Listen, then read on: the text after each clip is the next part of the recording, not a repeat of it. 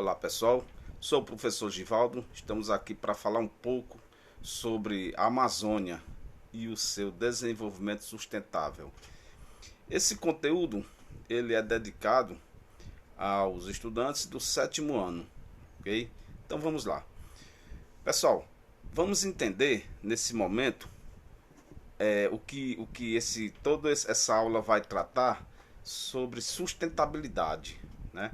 O porquê dessa sustentabilidade, porque tanto discutido, tanto a gente comenta em sala de aula para que os nossos alunos assimilem esse conceito de sustentabilidade para que cada um de nós, né, nós como membros de uma sociedade, como integrantes de uma sociedade, possamos desenvolver atitudes que venham a contribuir para minimizar os impactos que são relacionados ao meio ambiente, ok?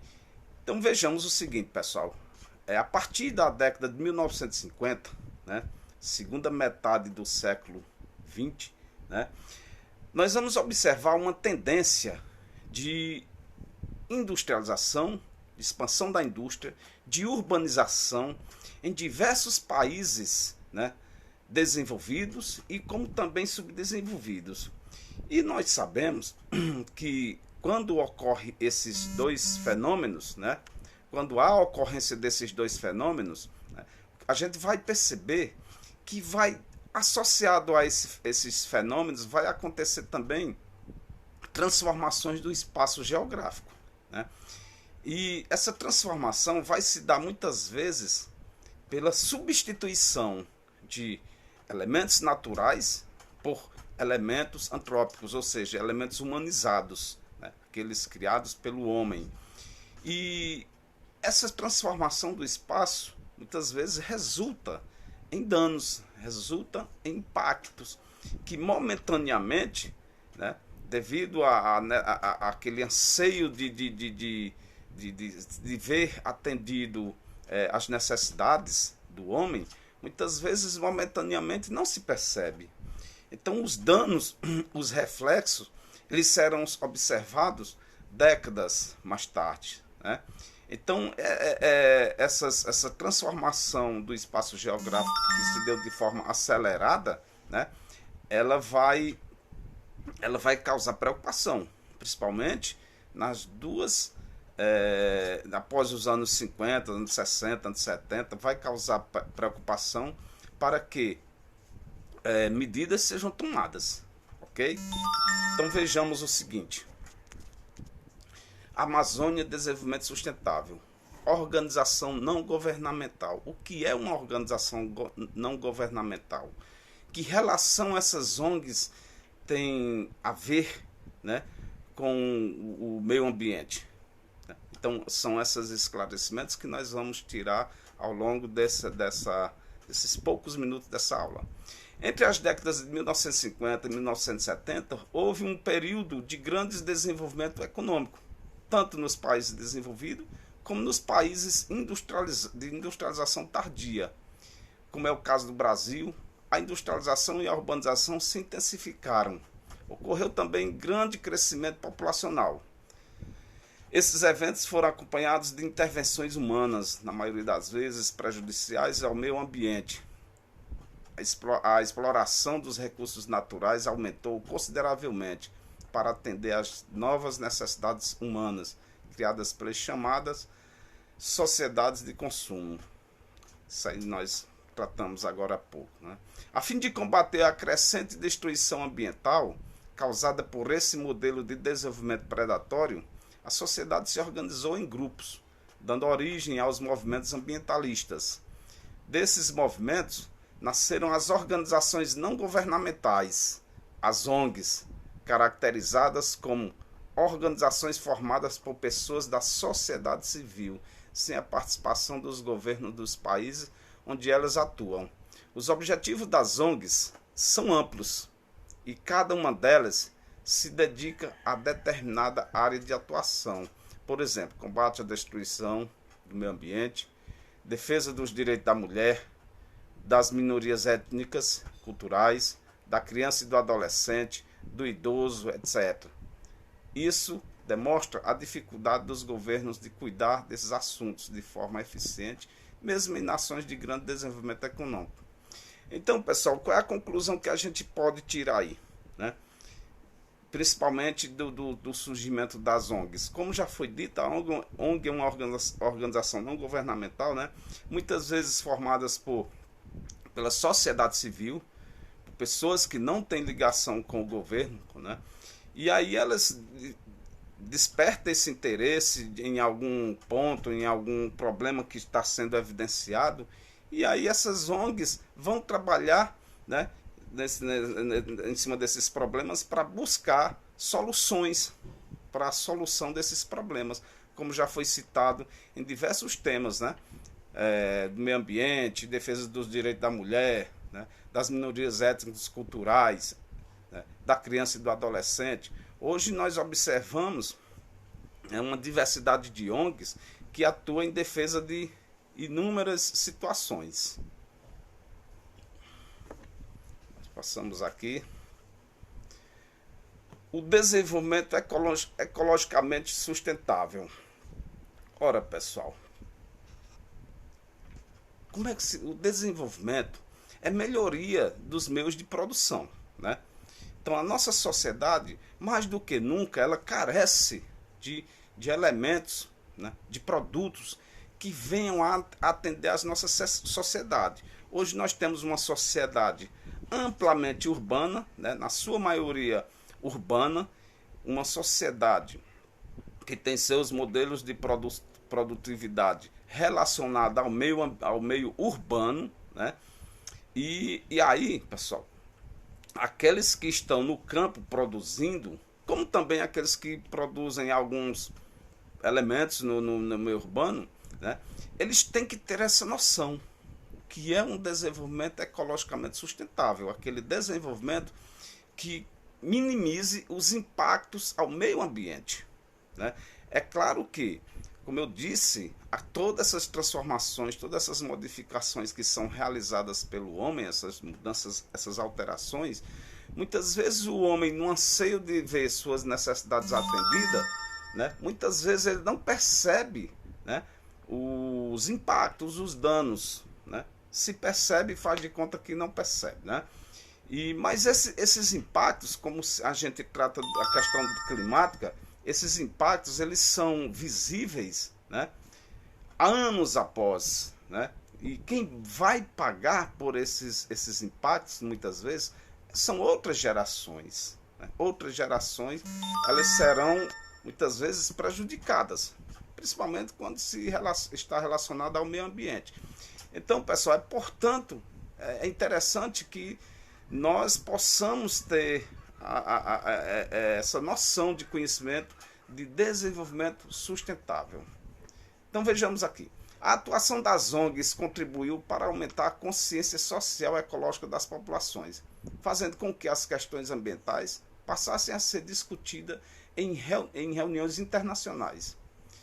Em 1972, organizações não governamentais, a Organização das Nações Unidas, realizou a primeira Conferência das Nações Unidas sobre o Meio Ambiente Humano, na cidade de Estocolmo, capital da Suécia, em que alertou governos, grupos econômicos e toda a sociedade sobre os graves riscos que o planeta e as populações estão sujeitas devido à destruição ambiental e à intensa exploração dos recursos naturais.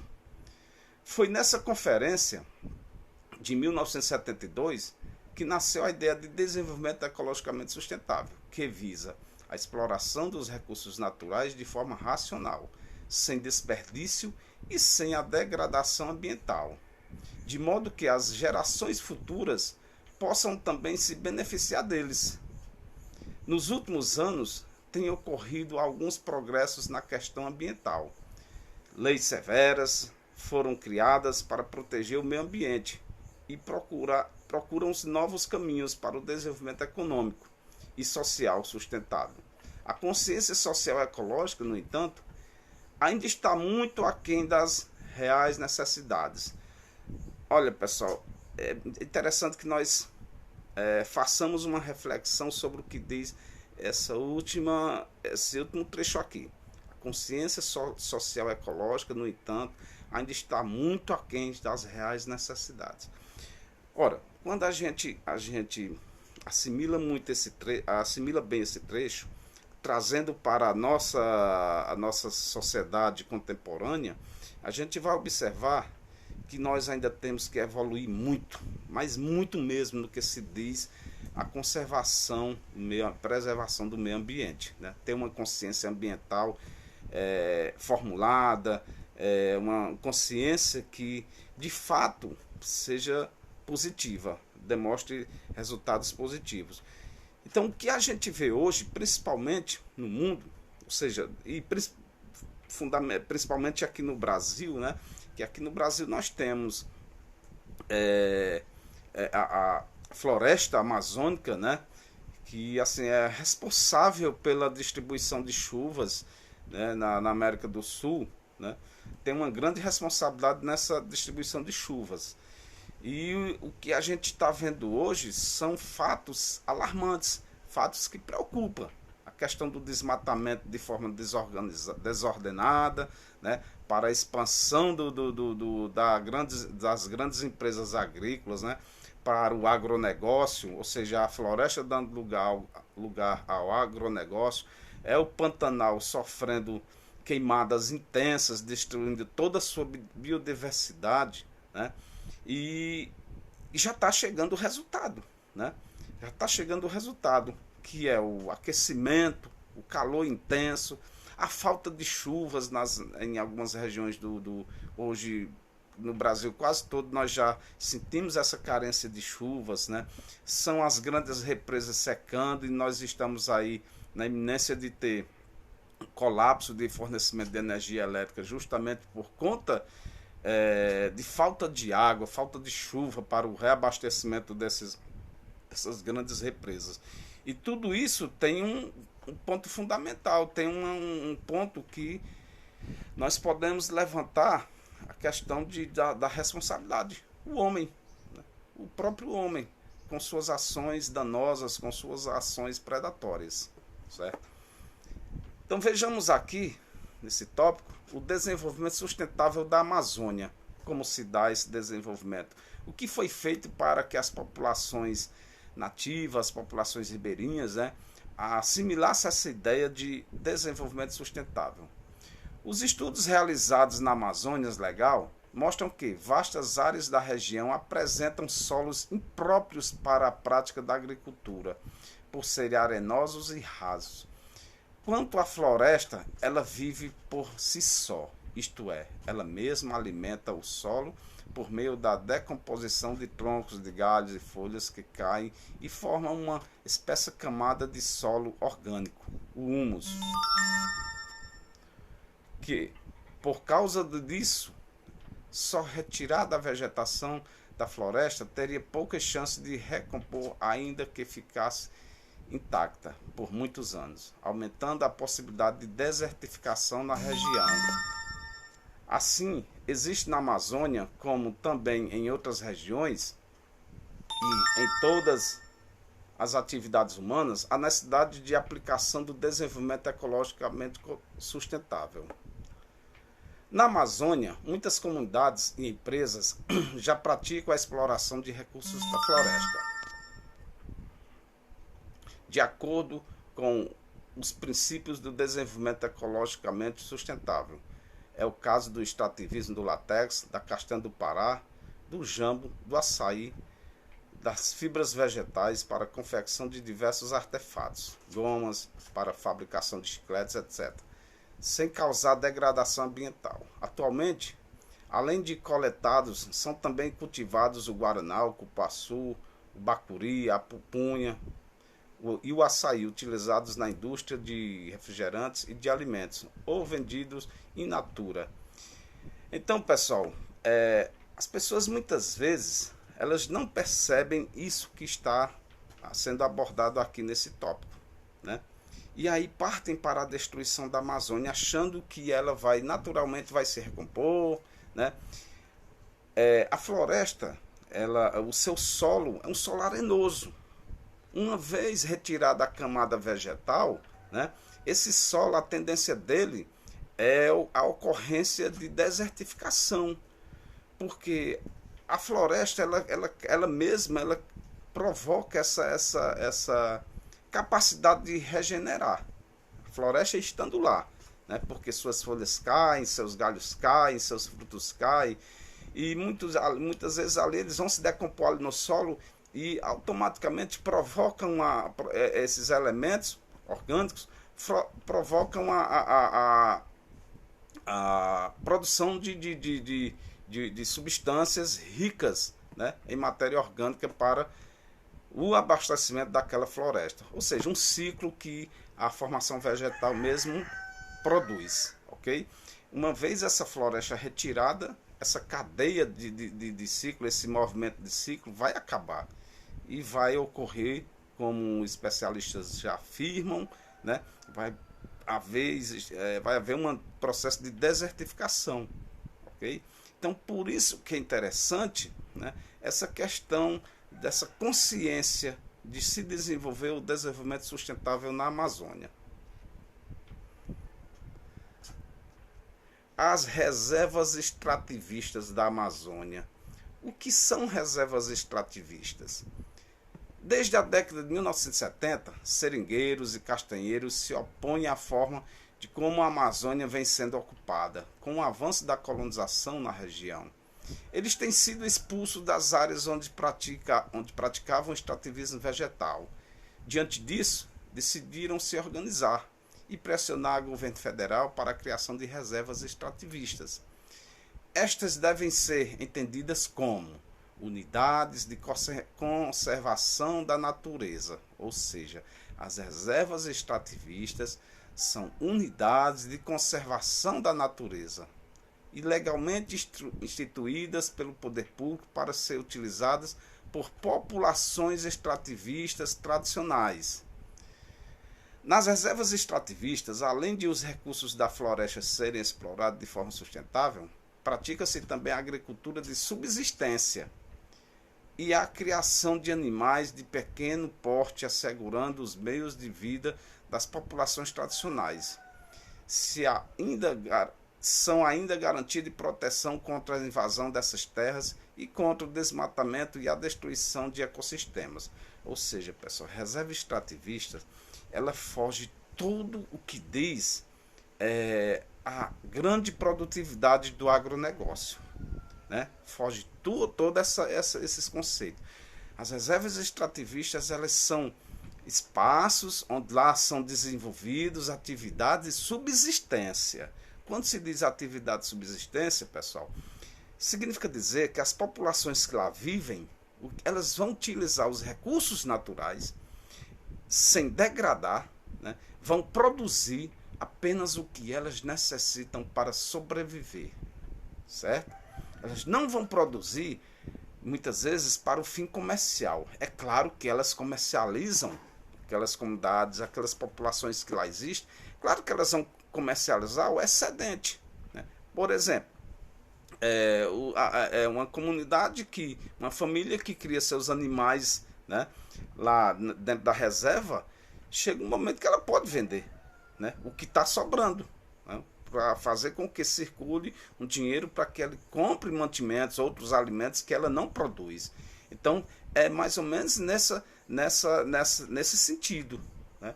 Eles vão comercializar apenas o excedente. Logo que a finalidade dessas reservas não é produzir em larga escala para sua comercialização, e sim produzir para sua própria subsistência, para sua própria alimentação. Na criação das reservas extrativistas, destacou-se a atuação do seringueiro e líder sindical Chico Mendes, que lutou por essa causa e foi assassinado em 1988 por aqueles que se opunham à criação de reservas, pois elas contrariavam seus interesses. Ou seja, pessoal, lá em 88, na década de 80, o Chico Mendes, né, ele já defendia essa bandeira, já defendia essa causa. Ele já entendia que a expansão do agronegócio na floresta, ela iria provocar danos, né? Então o Chico Mendes, como um nativo, como pequeno produtor rural, um seringueiro, na verdade, um cara que vivia exclusivamente da extração do látex, né? Ele dependia da floresta, ele dependia daquela mata em pé, né? Para que de lá ele pudesse retirar o seu sustento. E ele já via, né? Ele já pensava nas futuras gerações, nos seus filhos, nos seus netos, que aquela prática poderia se acabar por conta do avanço de fazendeiros, o avanço de fazendeiros na mata, que cada vez mais estavam demonstrando o seu interesse de desmatar, de acabar com a floresta. Então o Chico Mendes, ele levantou essa voz, fez com que a voz dele fosse escutada em todo o Brasil, essa indignação dele. E o que foi que aconteceu? Ele foi combatido. Ele foi assassinado pelos fazendeiros lá no ano de 1988. Só após 2 anos, né, com a morte de Chico Mendes, é que o governo viu a necessidade de regulamentar espaços que preservassem, né, os elementos naturais da floresta. Então, a partir dali surgiu a primeira reserva extrativista, né, em Chapuri. Chapuri é a cidade onde o Chico Mendes nasceu e foi assassinado, né? Então, após essa reserva localiza-se no município de Chapuri, no estado do Acre, onde o líder sindical vivia. Posteriormente foram criadas outras reservas extrativistas na região. Então aqui nós temos a imagem do líder seringueiro Chico Mendes, certo? Foi assassinado em 1988. E aqui nós temos o mapa do Brasil, onde apresenta-se a região norte, né, onde está instalada as principais reservas extrativistas, certo? Então, pessoal, era isso que eu queria apresentar para vocês. Espero que vocês fortaleçam o estudo de vocês, o conhecimento de vocês, fazendo uma leitura, né, do conteúdo, realizando atividades, né, para que esse conhecimento vá cada vez mais adiante. Um grande abraço a todos.